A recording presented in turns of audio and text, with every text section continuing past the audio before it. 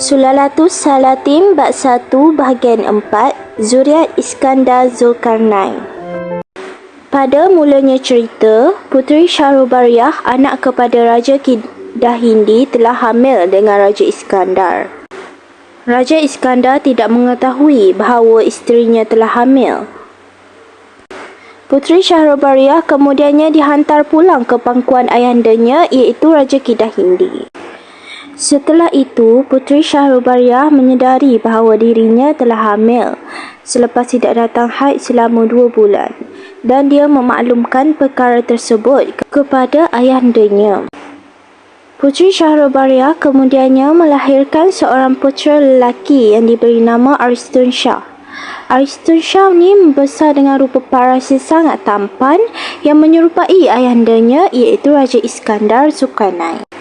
Aristun Shah kemudiannya dikahwinkan dengan anak raja dari Turkistan dan dikurniakan seorang anak lelaki yang bernama Raja Aftus. Maka Raja Aristun Shah beranak seorang lelaki yang bernama Raja Aftus.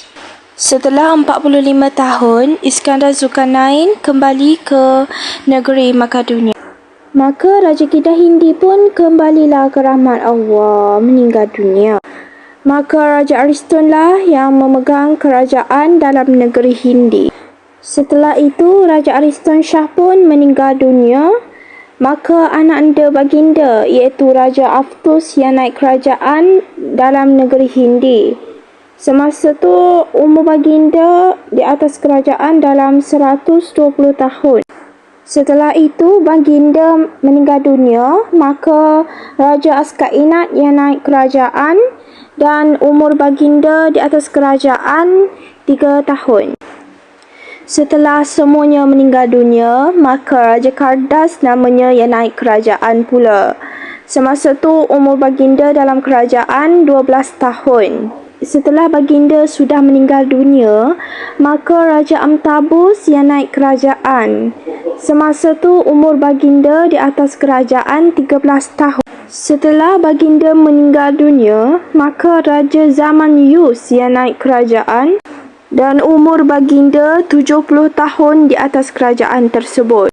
Setelah baginda meninggal dunia, maka Kharu Sekainat namanya yang naik kerajaan. Semasa tu umur beliau dalam 30 tahun.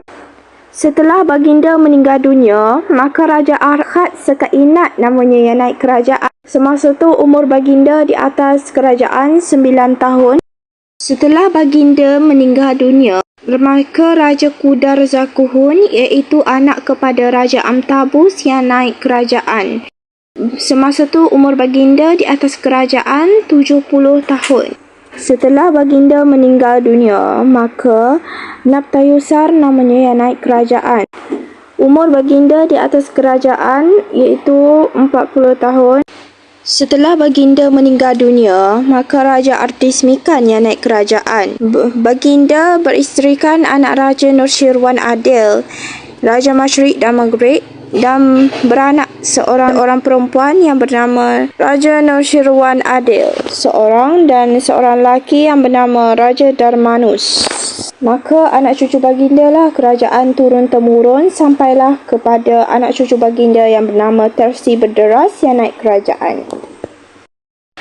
Maka Raja Tersi Berderas ni berkahwin dengan puteri Raja Sulan, iaitu pemerintah Amdan negara Hindi dan Sindhi. Mereka ni dikurniakan 3 orang anak lelaki, iaitu Raja Hiran yang menjadi raja di benua Hindi. Satu lagi Raja Suran yang diambil oleh datuknya, iaitu Raja Sulan untuk memerintah. Dan satu lagi Raja Fandi yang menjadi raja di benua Turkistan.